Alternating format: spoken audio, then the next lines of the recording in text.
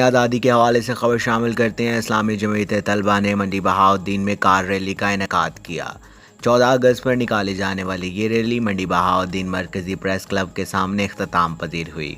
Rally में पाकिस्तान जिंदाबाद के अलावा कश्मीर बनेगा पाकिस्तान और कश्मीर के साथ इजहार यकजहती भी की गई।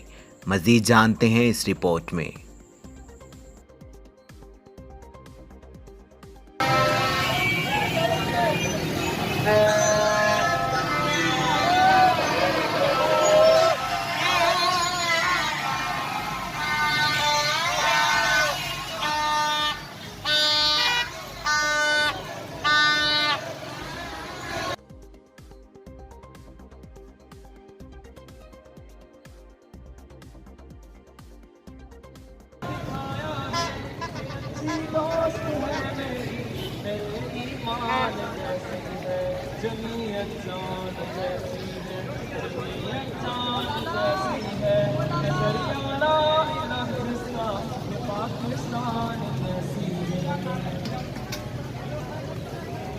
जज़ाकल्लाह खैर।